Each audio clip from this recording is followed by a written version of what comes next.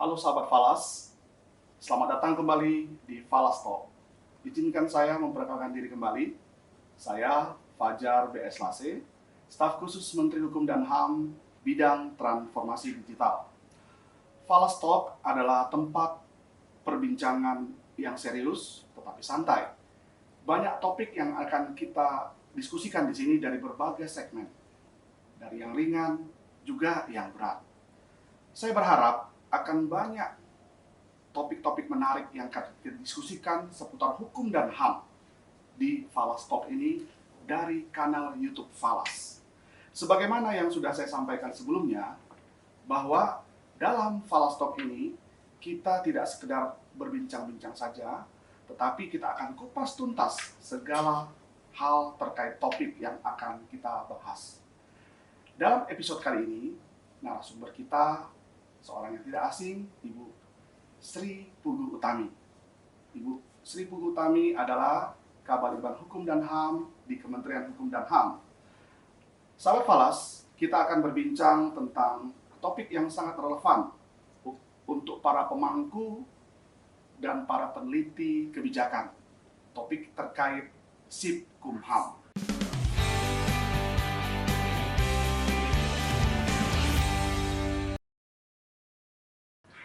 Halo Bu Kabaliban, apa kabar? Baik, selamat sore, sehat. Ibu, banyak sahabat Falas pasti sudah kenal dengan Ibu, Ya. tetapi mungkin ada juga yang belum kenal. Silakan Bu memperkenalkan diri. Baik, sahabat Falas, perkenalkan nama saya Sri Puguh Budi Utami. Saat ini menjabat sebagai Kepala Badan Penelitian dan Pengembangan Hukum dan HAM. Orang biasa memanggil saya SPBU, Bu SPBU gitu. Jadi kalau ada yang memanggil saya SPBU, saya senang-senang saja. Tapi yang dimaksud bukan stasiun pengisian bahan bakar umum. Nah itu Pak Falas. Tapi singkatan nama Ibu ya. Singkatan nama saya Sri Puguh Budi Utami. Baik Ibu, terima kasih sudah berkenan hadir dalam Falas Talk di episode kali ini Bu. Ya. Senang sekali bertemu dengan Ibu. Terima kasih karena sudah diundang juga. Baik Bu, kali ini kita akan bahas terkait satu topik yang sangat menarik, Ya. Sipkumham. Ya. Bu, kalau kita lihat ya di website aplikasi Sipkumham ini diinisiasi oleh Balitbang Hukum dan HAM. Ya. Melihat ada begitu banyak tantangan saat melakukan penelitian tentang kebijakan, mungkin Ibu bisa jelaskan Sipkumham ini tentang apa ya Bu ya? Baik. Sahabat Falas, kalau pernah mendengar atau beberapa waktu yang lalu, tepatnya 2021, Sipkumham mendapat penghargaan dari Kementerian PAN dan Reformasi Birokrasi atas inovasi yang dilakukan oleh teman-teman di Balitbang Hukum dan HAM.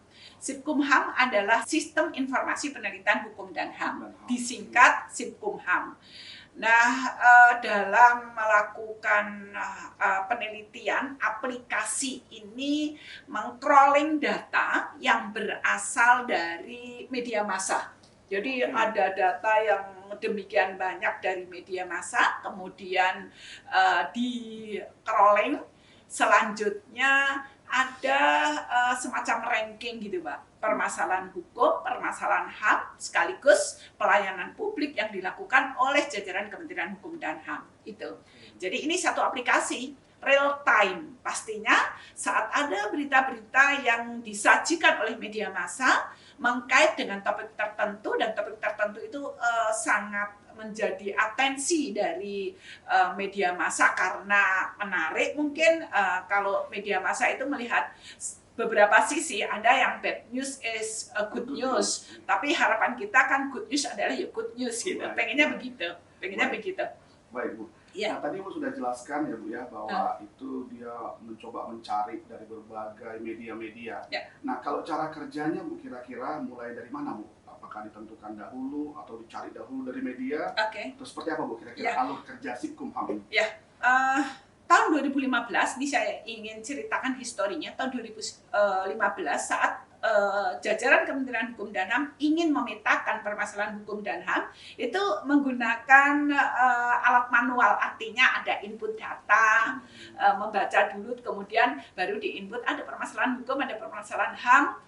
Waktu itu belum dikembangkan tentang kualitas layanan publik. Nah, sekarang ini begitu ada berita, itu aplikasi itu menyerap berita yang ada di satu wilayah, misalnya di daerah khusus ibu kota Jakarta gitu, ada berita yang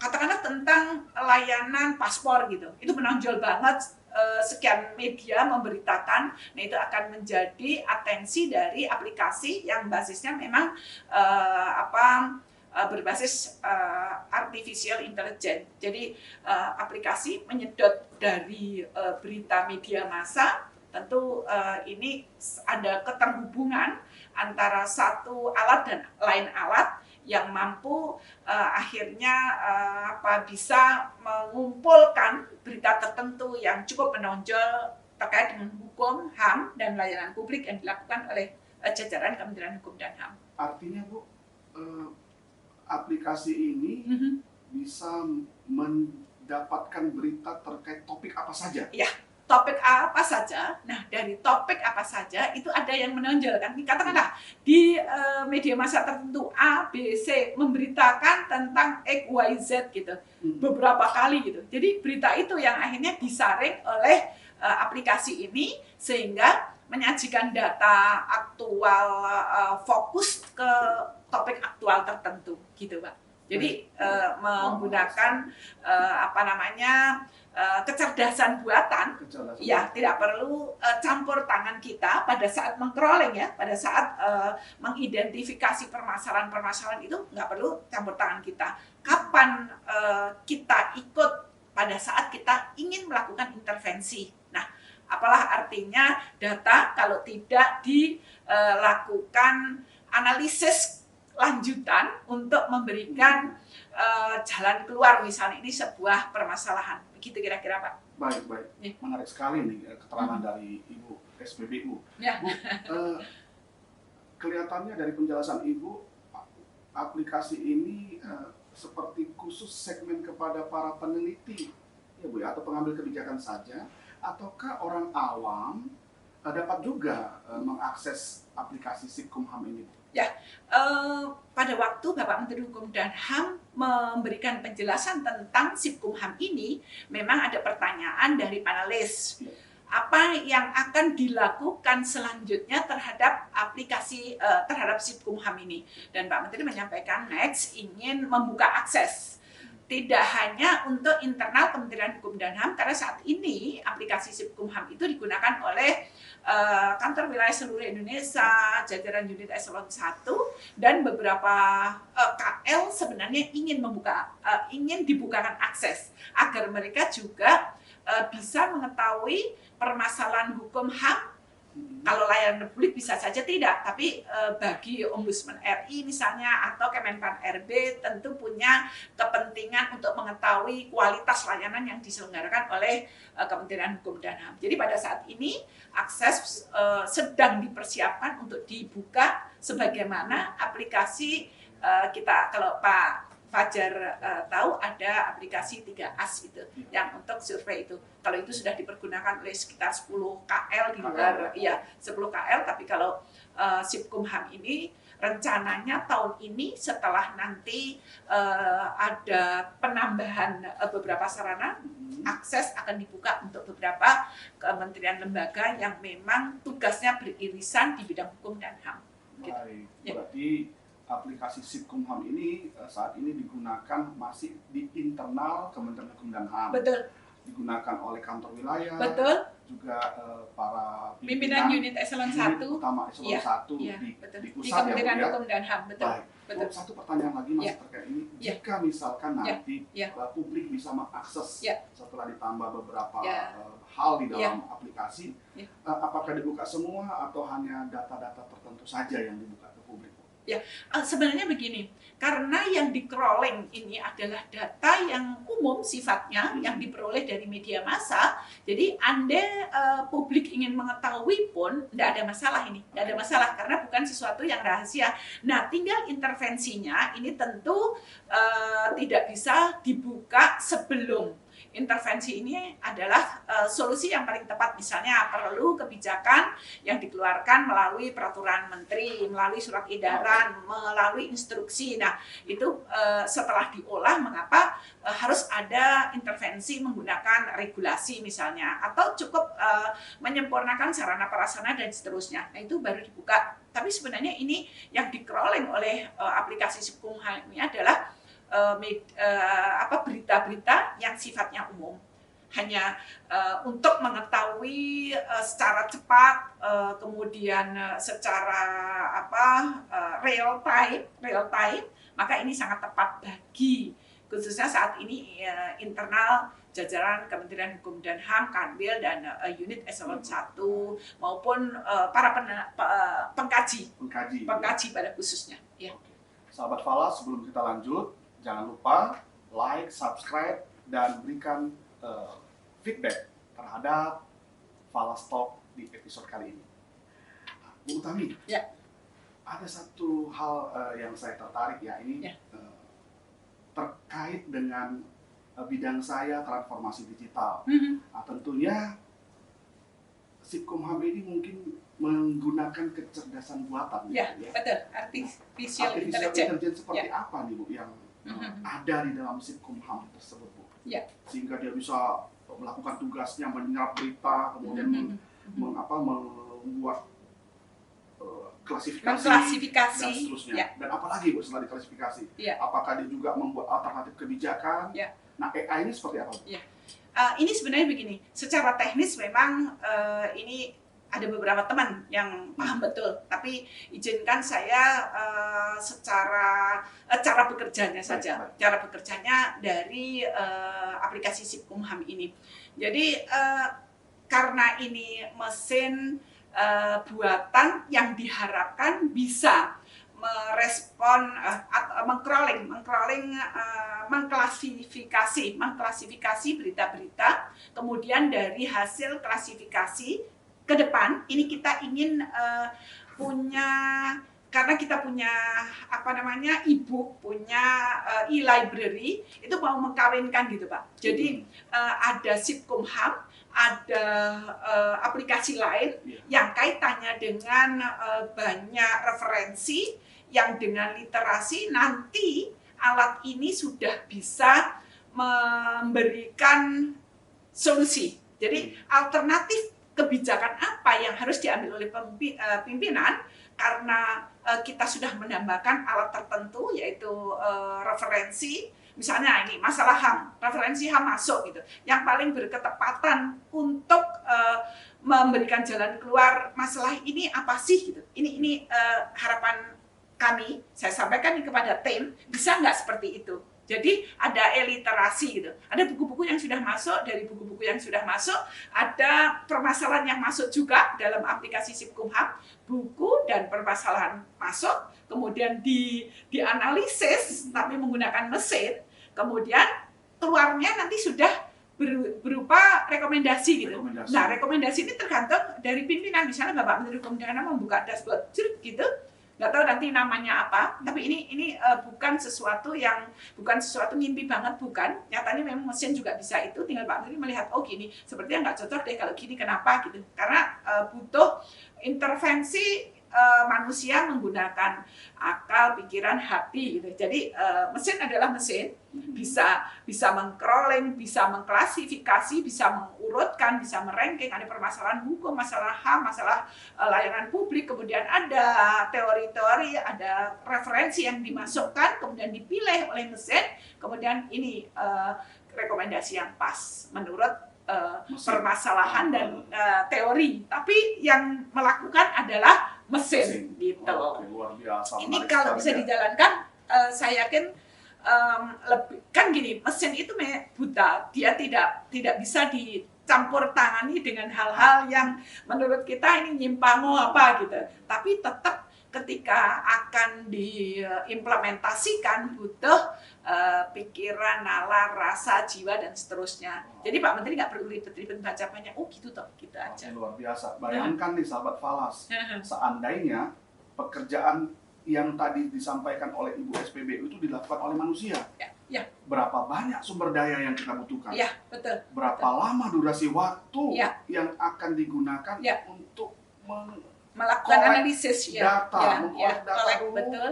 kemudian melakukan analisis, Ya. kemudian memberikan rekomendasi. Ya. Wah, setahun juga nggak kelar ya Bu ya? Nggak akan kelar Nggak itu, kelar. tapi dengan waktu yang relatif cepat, efisien, karena mesin namanya juga, itu saya yakin akan ada beberapa pekerjaan manusia yang nanti akhirnya itu cukup dilakukan oleh mesin ya. Misalnya Google aja, kita bertanya tentang sesuatu, langsung bisa dijawab. Langsung bisa dijawab. Nah kalau ini nanti lebih dari itu gitu.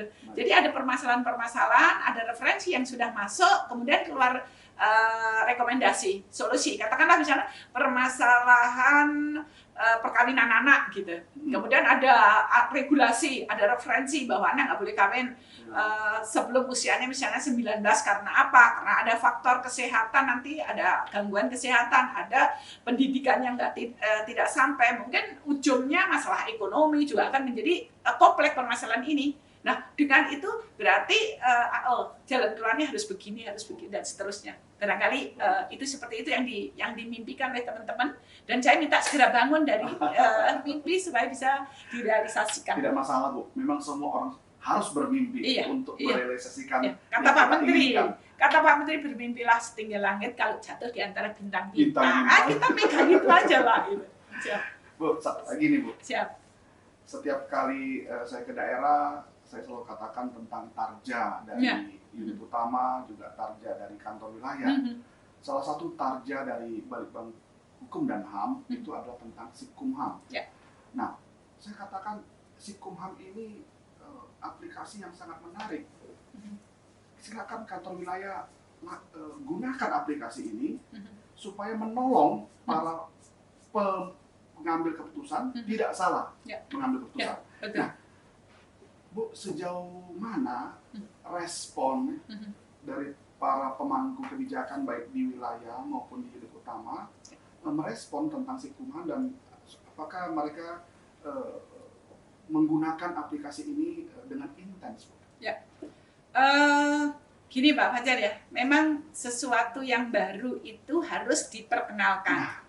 Makanya hari ini kita di Falastalk untuk memperkenalkan Sipkumham. Harus diperkenalkan dulu, kemudian setelah diperkenalkan diinternalisasi, karena kita memberikan informasi sejelas-jelasnya tentang apa itu Sipkumham, kemudian manfaatnya apa. Kita tahu para pimpinan di wilayah maupun di pusat itu punya kesibukan yang sangat luar biasa untuk mengetahui secara real time apakah ada permasalahan hukum dan HAM dan apa masalah aktual. Memang Sipkumham lah solusinya. Jadi jangan bosan untuk belajar atau mempelajarinya dengan lebih sungguh-sungguh, karena bagaimanapun itu membantu. Saat kita membuka aplikasi tersebut, kita akan mengetahui dengan tepat kondisi yang terjadi di wilayah-wilayah tertentu, dan tinggal kita mau melakukan intervensi seperti apa. Misalnya ada kebijakan-kebijakan tertentu yang harus diambil oleh pimpinan, yaitu dengan mudah kita bisa lakukan gitu. Nggak perlu harus melakukan kajian turun lapangan, bertanya ke sini ke situ. Tapi memang sekali lagi ini asalnya dari media massa, dan yang perlu dipahami oleh kita semuanya, jangan sampai ini berupa framing gitu loh Pak. Karena kalau di framing, khawatir inti dari permasalahan nggak muncul, masalah lain yang dikedepankan gitu. Bukan masalah inti. Maka harus hati-hati, maka tadi saya sampaikan, Sipkumham ini mesin akan menyampaikan sesuatu yang ditangkap sesuai dengan apa yang kita masukkan di dalam mesin tersebut, tapi kembali kepada kita, ya nggak sih ini framing atau real, atau sesuatu yang memang terjadi. Nah itu memang dibutuhkan kita, tapi modalnya memang harus data. Nah dari Sipkumham ini kita memperoleh data. Soal data ini valid atau tidak, tentu diperlukan campur tangan dari kita, melihat situasi dan bisa lebih cepat bertanya gitu. Tapi kalau misalnya tidak mengetahui dari Sipkumham, kan nggak ngerti kita, nggak ada masalah atau nggak ada masalah gitu. Tapi begitu di crawling terus ada permasalahan, dan ini menjadi sesuatu yang sangat berarti bagi pimpinan dan jajaran, utamanya dalam melaksanakan tugas-tugas yang menurut saya cukup penting strategis bidang hukum dan HAM ini luar biasa gitu. Padahal kantor wilayah bisa mengakses Bu ya? Bisa mengakses. Sebagian besar sudah menggunakan, sebagian besar sudah memanfaatkan. Sesekali ketika kami melakukan komunikasi dengan teman-teman di wilayah itu menyampaikan, Bu, di sini ada masalah ini loh, masalah itu lah gitu. Misalnya di Bali terkait dengan penguasaan tanah oleh pendamping itu muncul pada saat media massa Bali memberitakan gitu-gitu. Layanan publik pun demikian, misalnya ada penyimpangan di tempat tertentu, layanan kunjungan kok nggak pada tempatnya, ini ada sesuatu yang dijadikan sebagai tambahan prasyarat, padahal harusnya nggak ada itu prasyarat. Ya, misalnya mau tambah waktu boleh kalau, ini melalui media massa, Kalapas bisa cepat mendapatkan informasi, bisa menelusuri lah gitu. Luar biasa sekali penjelasan Ibu SPBU, sahabat Falas. Bila masih penasaran dengan Sipkumham, jangan lupa masuk ke kolom komentar dan tanyakan apa yang masih mengganjal. Nanti akan kita jawab. Kalau saya tidak bisa jawab, nanti ada Ibu SPBU yang akan jawab. Bu, kita sudah mau masuk ke sesi yang bagian terakhir. Pasti banyak yang masih ingin tahu tentang Sipkumham. Boleh Ibu jelaskan bagaimana cara kita untuk mensosialisasikannya, atau apakah sudah melakukan promosi untuk semakin banyak di internal Kemenkumham tahu dan berkeinginan untuk menggunakan Sipkumham ini? Kami menugaskan bagian humas kami masukkan ke web, ke Twitter, ke pokoknya media sosial yang dimiliki oleh Balitbang Hukum dan HAM. Di sana teman-teman bisa melakukan pendalaman atas beberapa informasi yang mereka tidak kurang jelas gitu. Jadi humas kami melakukan sosialisasi secara intensif dengan menggunakan media yang dimiliki oleh Balitbang Hukum dan HAM. Iya, Twitter, Facebook, di sana kami juga membuka ruang untuk berkomunikasi, gitu. Menyampaikan hal-hal mungkin bagaimana sih cara bekerjanya Sipkumham, teman-teman kami akan memberikan informasi di sana. Baik, terima kasih banyak Bu Tani. Sahabat Falas, Sipkumham ini merupakan salah satu aplikasi yang diharapkan nantinya dapat juga digunakan oleh kementerian lembaga yang lain. Sebagaimana ada aplikasi unggulan dari Balitbang Hukum dan HAM sudah digunakan oleh kementerian lembaga yang lain. Nah, sahabat Falas, kita sudah banyak pencerahan dan kita berterima kasih tentu melalui kanal Falas YouTube ini kita dapat ilmu yang baru terkait Sipkumham. Kita akan mengakhiri sesi ini. Sebelumnya, Ibu Utami, Ibu SPBU, kami berterima kasih untuk kehadiran Ibu dan sudah dengan leluasa, lugas sekali menjelaskan tentang Sipkumham.